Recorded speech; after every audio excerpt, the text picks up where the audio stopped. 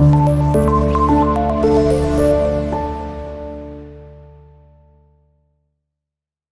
let's move towards the next stanza class, shall we? So focus towards your books, page number 32. Okay, a continuous as the stars that shine and twinkle on the Milky Way. They stretched in a never-ending line along the margin of a bay. 10,000 saw I at a glance, tossing their head in sprightly dance. So class सबसे पहले हम start करते हैं इस stanza के कुछ word meanings को, फिर हम आहिस्ता आहिस्ता इसकी ट्रांसलेशन पे चलेंगे. So let's begin with the difficult word meanings of the stanza. Okay class, so as you can see मैंने स्टेंजा नंबर 2 में जो डिफिकल्ट वर्ड्स थे मैंने मेंशन अप कर दिए हैं. अब हम वन बाय वन एक एक वर्ड को डिस्कस करते हैं along with its synonym and its meaning. So let's begin with the first word, continuous. Continuous हमने several times हमने previous chapters में भी पढ़ा है. तो continuous क्या होता है? Something that is going on जो कि continuous है, ठीक है, कांस्टेंट होना. तो इसका सिनोनिम क्या है हमारे पास class? Constant.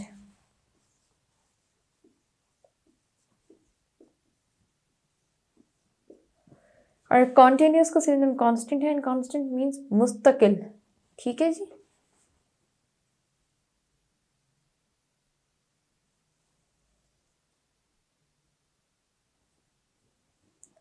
Now next word is twinkle. Twinkle का सिनोनिम क्लास में पास होता है to sparkle. Twinkle it, sparkle it. So twinkle का मीनिंग क्या होगा? स्पार्कल.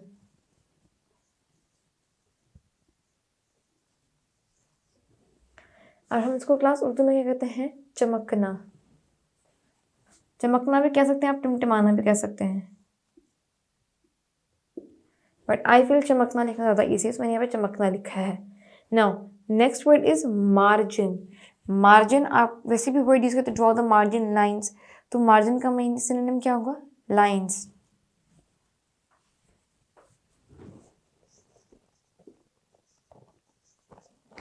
और इसको हम लोग क्लास उर्दू में क्या कहते हैं? हाशिया.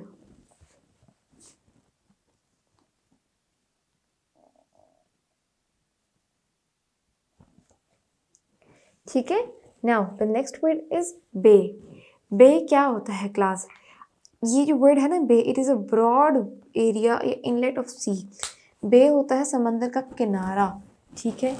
सो बे का जो सिनोनिम होता है it is a broad area of sea inlet.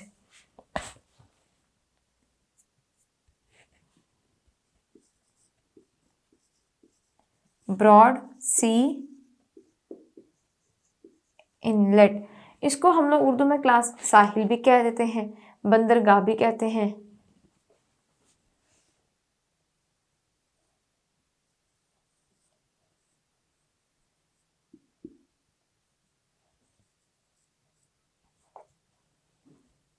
सो साहिल और बंदरगाह मैंने दोनों यहाँ पे अल्फाज लिख दिए हैं.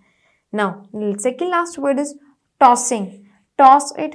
टॉस करना, हम जैसे चीज़ को फेंकना, तो टॉस का होगा समझ, थ्रो करना.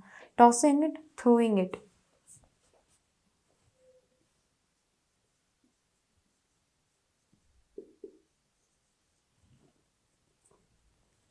अब टॉस करना, थ्रो करना, तो क्लास हम किसी चीज़ को टॉस अप कर रहे हैं या थ्रो करते हैं, तो हम उसको उर्दू में क्या कहते हैं? फेंकना.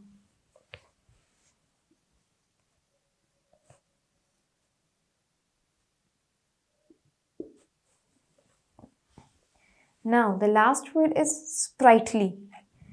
Sprightly dance. Sprightly का मीनिंग क्लास हमारे पास होता है lively. ठीक है जी. क्या मीनिंग होगा हमारे पास सिनोनिम इसका? lively.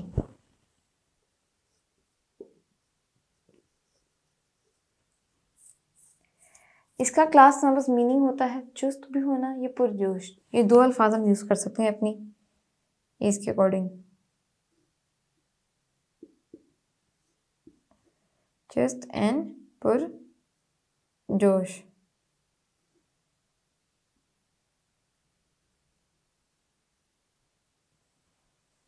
So class, with this we have completed the word meanings of stanza number 2.